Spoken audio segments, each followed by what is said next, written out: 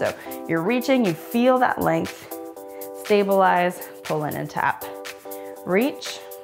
Hey everyone, welcome to class. This class is focused mostly on giving you a nice dynamic warm-up that you can do pretty much before anything. Now I'm going to make a few notes here before we get into it. The first is that how we do this together here, it's going to take a lot longer than it would if you just did this on your own. So if you are going into a workout or going out for a run, or if you play a sport and you're looking for just a general dynamic warm-up, this is a good one to do. And if you take the 4 exercises that we do, it should take you, it could take you 5 minutes, it could take you 8 minutes, just depending on how much you do. But obviously, because I'm talking to you and we're going to be demonstrating here, this will take longer than 10 minutes or 5 minutes. Let's also briefly, just really kind of high level, give you an idea of a dynamic warm-up versus something, or dynamic stretching versus static stretching. When we think of dynamic warm-ups, we think of movement that prepares us for movement. Whereas something static, as the name would imply, is less about movement and more about just holding a stretch for a certain amount of time. Both are important, but when you think about going into preparing for, warming up for another workout or a particular sport, you're really looking at something more dynamic. That's going to give you the most benefit. It increases your range of motion, it warms the muscles, it prepares you for movement. A static stretch, or a session of static stretches, is really better utilized after a workout or after whatever sport you're going to play. Fun fact, static stretching can actually, in the short term, decrease the amount of power a muscle can exert. So while it's not problematic, it's not like, oh, it makes you less powerful. It's just in the immediate. So that's why before you go to work out, before you play a sport, you really want something more dynamic so that it warms the tissue correctly and appropriately for what you're about to do. And save the static stretching, those long stretchy holds, for after whatever you're getting into. So for this one, let's get into our dynamic warm-up. Now, this is not sport specific or anything like that. So obviously, if you play, if you're swimming, if you play basketball or football, you might have certain things you do. But if you're gonna go out for a run or you're gonna have a workout, this is a really good go-to dynamic warm-up. So the first thing we're gonna start with, I told you there's 4 exercises we're gonna do. The first one we're gonna start with is diaphragmatic breath. Always a good idea. Not only is it fantastic for the core, just functionally, it's also great to help you tap into your breath. So much of our day, we're disconnected from that. And it's just common for us to not really think about it. Now, as yogis, we might have a little more awareness than to other people, but still, it's easy for us to fall out of the habit of awareness of our breath. So let's just do a quick recap of what diaphragmatic breath is, and then we'll move through it together. So on your inhale, you want to let the belly move forward and visualize the ribs expanding kind of on all sides. So as we might breathe in our normal life, we might keep our breath more up here. Not exactly that fast, but you know what I mean. We kind of don't pay attention to taking deep breaths. For the diaphragmatic breath, as you inhale, really send the breath down into the belly and put your hands on your belly. And as you inhale, feel the belly press the hands away. Exhale, the belly will gently contract back in.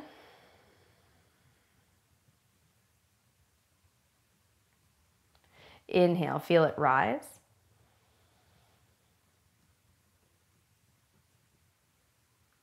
Exhale, let everything come back.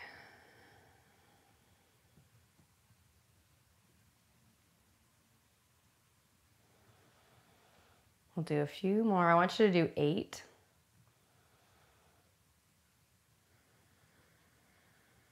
You don't have to dramatize the breath or the belly movement. Just let it kind of expand naturally and contract naturally. 2 more breaths and really take your time.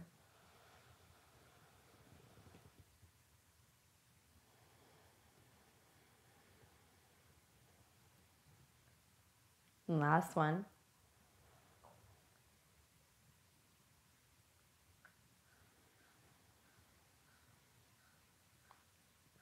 Perfect.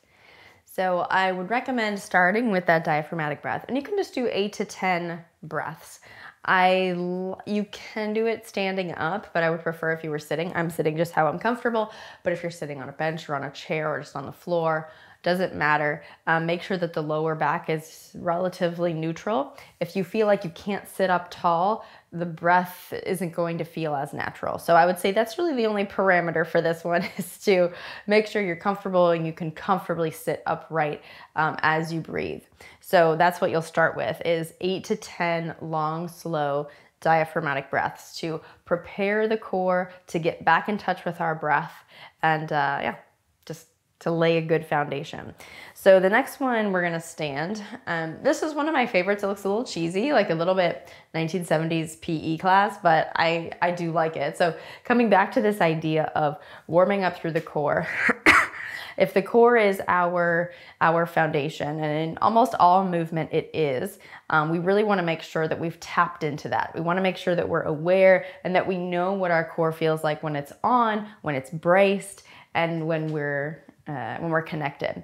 So standing comfortably with your feet, kind of hip distance apart, bring your hands behind your head, I'll turn sideways, and you're just going to do some trunk rotations. So think of moving from the belly button and turning right to left.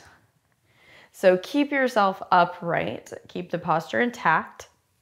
It's not like an active crunch, of course. You're not doing anything super strong. You're not engaging or sucking in the belly at all. You're keeping a gentle brace and just twisting, rotating around. Having the ability to rotate safely and comfortably is such a key movement to master, a key movement to prepare for.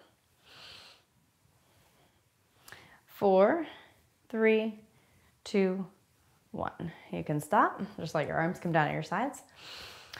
So that one you can do like 15, 20 seconds or so at a time, and maybe do 2 or 3 rounds. Again, this rotational aspect is really important, and doing so in a controlled but dynamic way is a great way to warm up for a lot of things, especially running. You sort of naturally have a little bit of that movement when you run.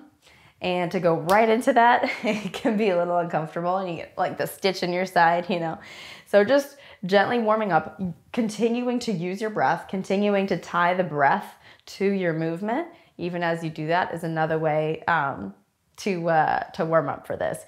So let's do one more round like that. I will time you. So go ahead. You can just bring your hands kind of behind your head, just rest them there. You can bring them to the shoulders too, if that feels better. All right, here we go. Ready to go right to left. Keep a little tiny micro bend in the knees. And if it feels better to close the eyes, for me it does. I just noticed that, to not like whip my head back and forth. And your head moves with the torso. So you're not like turning your head all over the place. 5, 4, 3, 2, 1. Go ahead and come back down. So one more note about that. The speed of that is not important. I was going at a speed that felt good to me, but you do not need to go fast. In fact, I would say don't go very fast. It's just sort of a pretty natural sway. It's like a rocking side to side, like the same rhythm that you might rock a baby that was a little fussy, You're just rocking right, left, right, left, right, left. It's not aggressive. You're just making sure that core is gently braced. You're warming up through the muscles around the spine and in the trunk so that you feel good when you're either running or you're bending down and picking stuff up. A very good thing to do. Okay, the third thing we're gonna do is another dynamic move. Of course, that's the whole theme of this. So this one, again, coming back to the core and adding in a little bit of lower body is important too. So I want you to take your left foot really far behind your right and reach the left arm overhead. So this is a really full side body stretch, yeah? The right knee is bent a little bit. And then as you exhale, you're gonna pull the left knee in and just tap. Let's take it back. So reach, really far. So you're reaching that left arm way overhead. You feel that length here. And then you have to recruit the core to stabilize and pull that left knee in. At the same time, the right glutes are firing and you're getting a little bit of blood pumping to the lower body. Let's take the left leg back, reach the left arm up and over. Stabilize, pull the left knee in. Let's go again. We'll do 2 more. Reach, pull in. Last one, reach, pull in. So this is another one where speed is not super important. I want you first to make sure that you feel stable, and then you can pick up the speed just a little bit if you feel like you want to. So now let's do the other side. We're gonna do 5 each way. If you have the time, you can do 8 or 10 each way. It's not a huge deal. So you're reaching, you feel that length, stabilize, pull in and tap. Reach, pull in, tap. Whatever your left arm does is fine. I'm just using it to stabilize. It's just hanging out. Last 2. Being able to balance on one leg is so key for athletic performance and injury prevention, even if you're working out like in your home gym, right? I lost count, we'll do 1 more. I think that might have been 5, but what's 1 more? So for this, again, you can do 5 on each side, 8 or 10 on each side, just depending on, what you're preparing for and how much time you have. So if you're planning, maybe you're planning a workout where you're gonna be doing some single leg stuff, maybe a lot of lunges, maybe a lot of walking lunges, maybe some single leg deadlifts, or an elevated, a rear elevated deadlift. If you're planning on doing a lot of single-sided stuff, doing this one, spending a little bit of time here, maybe doing 8 or 10 on each side is a better way to go. You'll work on stabilizing the ankle, finding your balance, connecting with the core, and starting to activate the glutes and the legs a little bit. So you feel good going into your workout. Last but not least, I cannot do a dynamic warm up without giving you some air squats to do. So position of the feet, let's just talk that a little bit. Naturally, I come about this wide and my feet turn out not to 45 degrees, but just a touch. This feels comfortable for me. Your natural width for a comfortable squat is what I want you to take. Probably more often than not, that's gonna be about shoulder width, maybe a little bit more or less depending on like the length of your femur. There's a lot of mechanics that go into what makes an ideal squat for each individual. So find a comfortable distance here. And then as you drop down, you're just gonna drop to the lowest squat you can comfortably get into. Start by just taking the arms out to shoulder height and then stand it back up. Now, we've talked about squat mechanics before in some other classes, but just as a general reminder, for our purposes in a warm-up, I want you to keep the weight in the heels, so you're using the whole back side of the body more than the quads.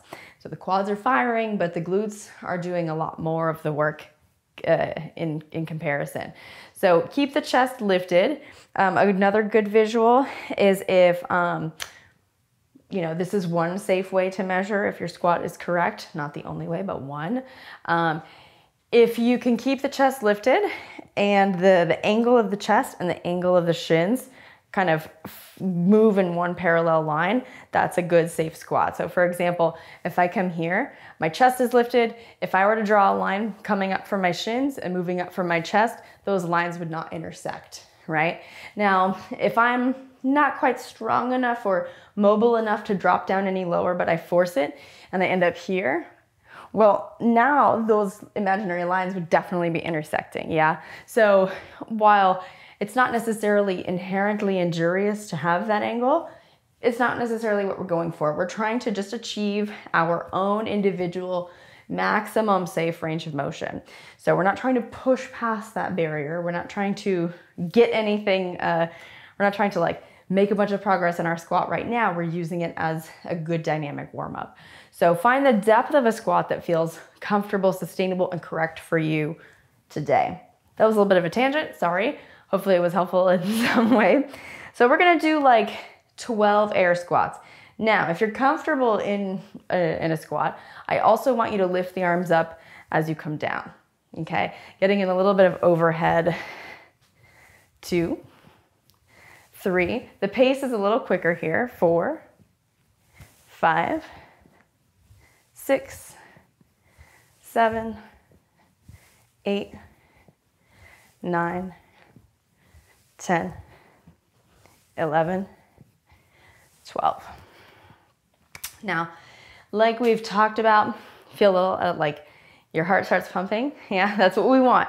That's what we're looking for. We're preparing our body for movement when we do a dynamic warm-up. So with your squats, you can do, really depends on the time that you have, but I would say minimum 1 set of 12 to 15. If you can manage 2 is great as well. What we're looking for when we go into a workout, I think that's most of us who would be looking for a warm-up.